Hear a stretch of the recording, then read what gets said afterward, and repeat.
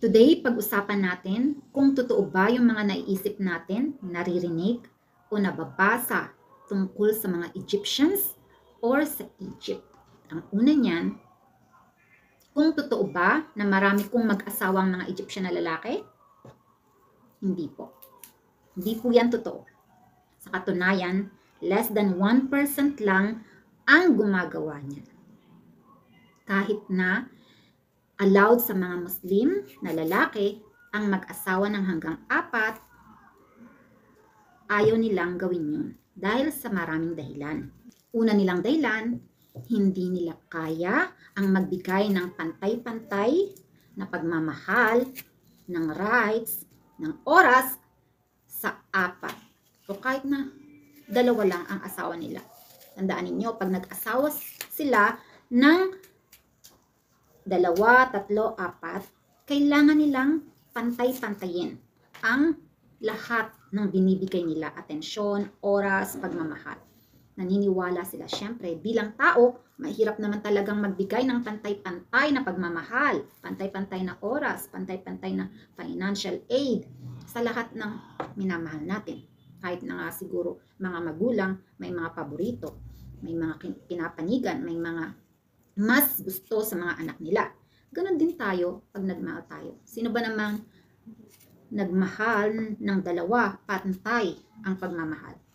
Hindi po yan posible bilang tao.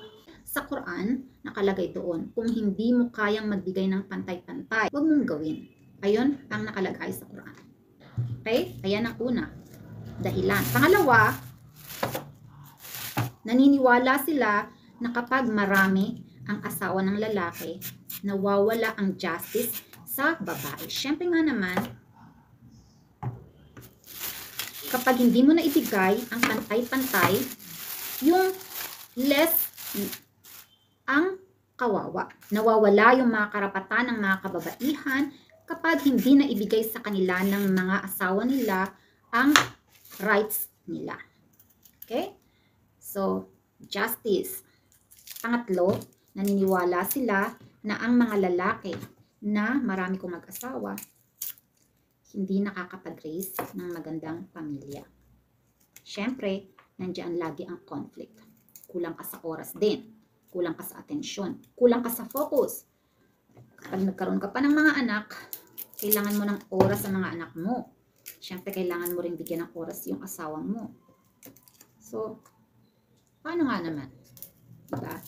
Sa tagal-tagal na pinapractice dito ang polygamy ng mga Islam, paunti ng paunti ang populasyon ng mga lalaking, mga Muslim na lalaki na nag-aasawa ng 2 hanggang 4 dahil sa ganong sitwasyon. Natututo sila sa mga experience ng mga tao, sa mga problema ng mga bawat pamilya, sa mga nangyayari sa mga anak na yung mga ama nila may ibang asawa.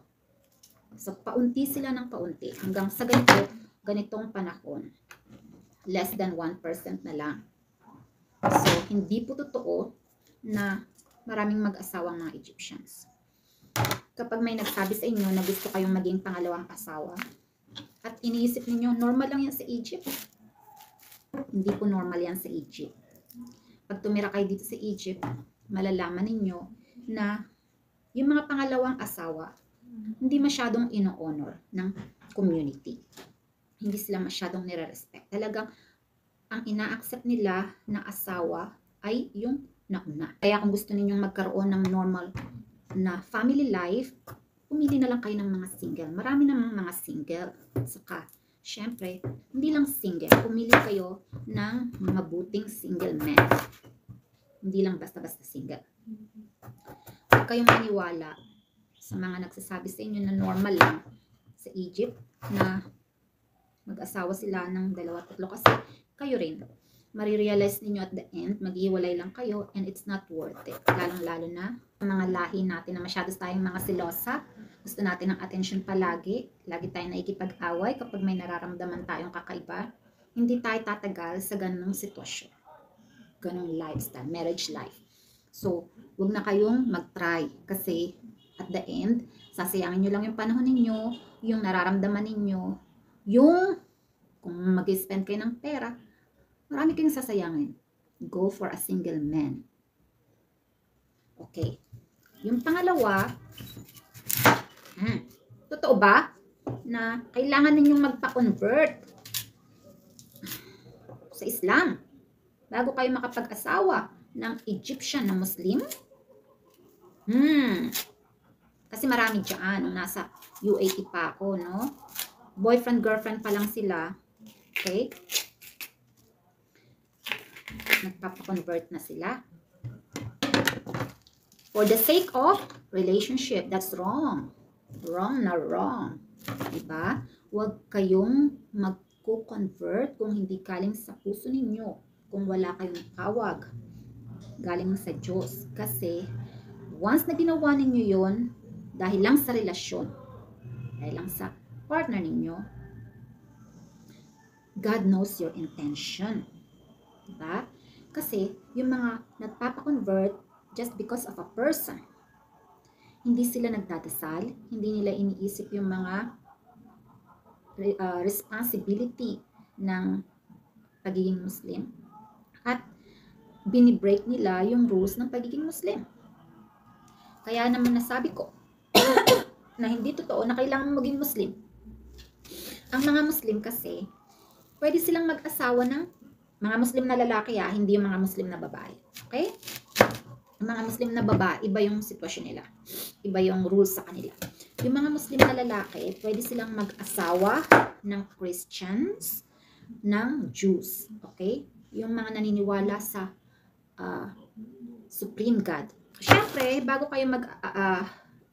niya kayo sabihan na gusto niya kayong pakasalan, alam niya na kung ano dapat yung religion niya. It's not about love. Kailangan, kasi marami silang kinoconsider sa marriage, lalong-lalo na yung mga Arabic.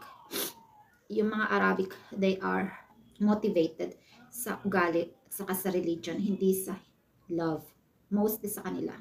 Kapag nag-asawa, mas iniisip nila kung ano yung advantages at makakabuti sa kanila kapag pinangasawa kanila kaysa yung feeling nila na mahal kanila. Ganun ang mga Arab men. Doon sila sa mga babae na mas maraming mga advantages, katulad ng mabuting babae, katulad ng yung religion niya, religious woman, maganda yung status ng pamilya, o maganda yung pagpapalaki sa kanila ng pamilya nila. Ganun sila kapag naghanap ng asawa, hindi dahil mahal kanila. Kaya marami sa kanila na nag-aasawa na wala pang masyadong pagmamahal. Nagbi-build na lang yung pagmamahal kapag mag-asawa na sila. So going back, huwag ninyong isipin na kailangan ninyong magpa-convert to Islam para lang makapangasawa kayo ng Egyptian Muslim men. Kasi, at the first place, alam niya, bago niya kayo sinabihan na gusto niya kayo mapangasawa na Christian kayo. Kung gusto ninyong magpa-convert, kapag mag-asawa na lang kayo, after ninyong humingi ng gabay sa Diyos. Dapat kasi pinagdarasal din yan.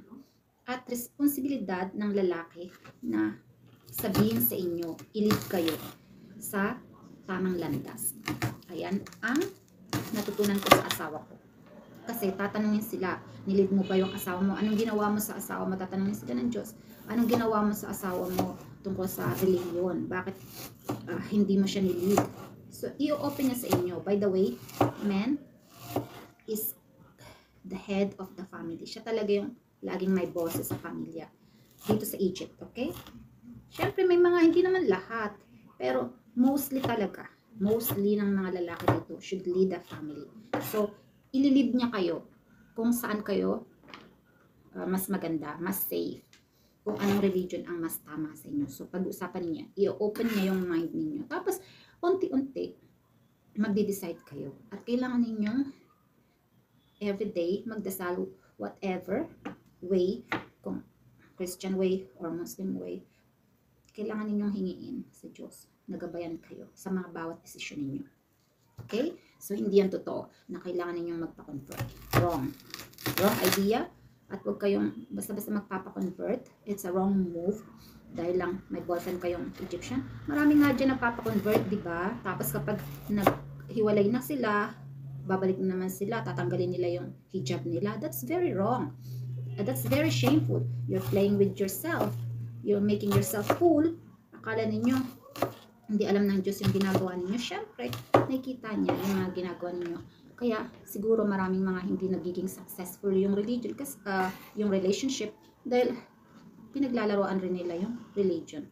Sinasama nila yung religion doon sa relationship, which is very wrong. Next, totoo ba na madali lang maghanap ng trabaho sa Egypt?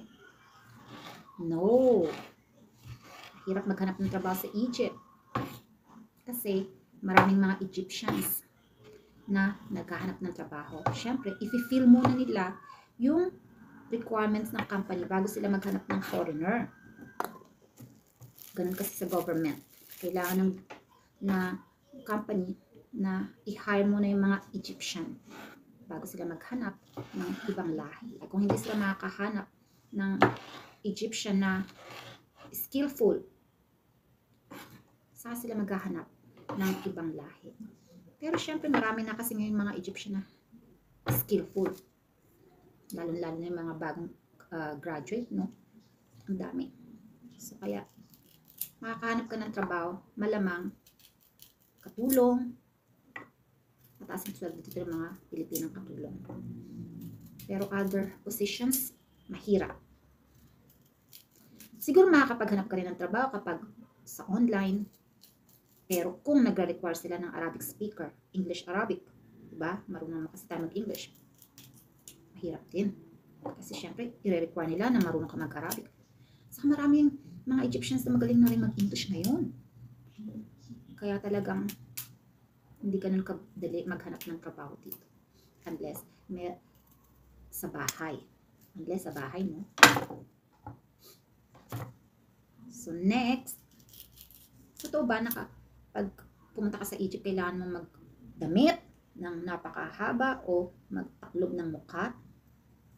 No, hindi po totoo. Pwede kayong magdamit basta ng kahit na ano, basta hindi expose yung skin niyo, katulad sleeveless, kapag pumunta ka, lalong-lalo kapag wala kayong private car, kailangan ninyong maging concern kung ano susuot ninyo.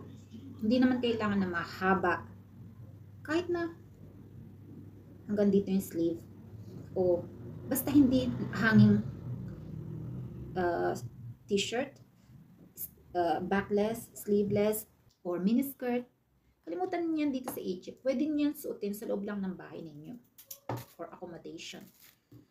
Dito, kailangan maging decent ka kapag lumabas ka. Kalimutan rin ninyo yung pagsusuot ng mahabang damit kasi hindi yan totoo. Hindi ninyo kailangan magsuot ng mahabang damit kung ayaw ninyo. Just be normal, pantalon, t-shirt, o stylish clothes, as long as hindi nakalabas yung cleavage ninyo, hindi nakalabas yung skin ninyo, pwedeng-pwede. So, don't worry about the clothes. Kasi noon din, bago ako pumunta dito, nag-isip ako, ano mga dadalhin ko sa Egypt? Ano mga damit? Isip ko. Saka dito sa Egypt, marami rin kayong makikita stylish clothes. Kasi yan ang iniisip ko dati. Akala ko dati, pag pumunta ka sa Egypt, wala akong makikitang shops na may mga stylish clothes. Marami rin dito. So, depende sa pupuntahan ninyong area. Okay, maraming mga places dito, mga malls na nagtitinda ng mga stylish clothes. So, forget about that idea na kailangan ninyong magsuot ng mahabang damit. Hindi yan totoo. Kailangan ninyong i-cover yung mukha ninyo, hindi yan totoo. Kailangan ninyong i-cover yung buhok ninyo, hindi yan totoo. Nakikita naman ninyo ako pag nagbablog, hindi naman ako mahabang damit, saka hindi naman ako naka-cover. So, that's not true. Next, mainit ba sa Egypt? Katulad ng nababasa natin sa ating mga history book. Diba? May camel, may desert, may pyramid. Yes, may camel, may desert, may pyramid. Pero, alam nyo ba na halos kalahating taon winter sa Egypt, malamig, lalong-lalo na dito sa Alexandria. From October November, December, January, February, March, minsan papunta pang April and May, nag-a-adjust na yung panahon papuntang summer. Ang pinakamainit July, lalong-lalo na sa Cairo. Pero yung mga months na yan, maikli lang, mga 2 to 3 months to 3.5 months, mainit na mainit. So magbabalik na naman siya sa winter. Magsa-cycle na naman, iikot. At hindi rin totoo na puro disyerto sa Egypt. Kikita niyo naman sa mga vlogs ko. May mga places dito na agricultural area. Napakalawak ng agricultural areas nila. Lalo na kapag nasa taas ka, halimbawa, papa-landing na yung aeroplano, may kita mo talaga na napakalawak ng agricultural area nila. Kasi nakita ko na experience ko. Nagulat nga ako kasi akala ko pa naman puro disyerto sa Egypt. May malaking disyerto sa kanila nasa south. Nasa Sinai. May part doon na nag-snow, I mean. So, hindi talaga mainit sa Egypt. At hindi puro disyerto sa Egypt. Katulad ng nakikita, nababasa natin sa libro. Kailangan mo talaga mag-travel para makita mo talaga kung ano yung reality. Napakalaki ng Egypt, no? Hindi mo talaga ay, ka talaga makakapaniwala na ganun ang Egypt. Akala natin, disyerto. Pero hindi. Mali. You need to travel. You need to travel and you need to see by yourself. Saka, kulang yung mga information na nakalagay sa Google, sa books. Kapag hindi ka nag-travel, hindi mo talaga malalaman ang totoo. So, travel and know the reality. That's all for today. Kailangan ko na magluto. Ang lulutuin ko today, Egyptian musaa with ats. Dahil winter, napakalamig today. Masarap ang ats soup. Kung gusto ninyong malaman kung paano ko niluluto, ginagawa yung mga Egyptian foods, please watch my short videos or reels. Kung hindi ka pa nakapag-subscribe, please subscribe for more videos. Have a good day! Bye!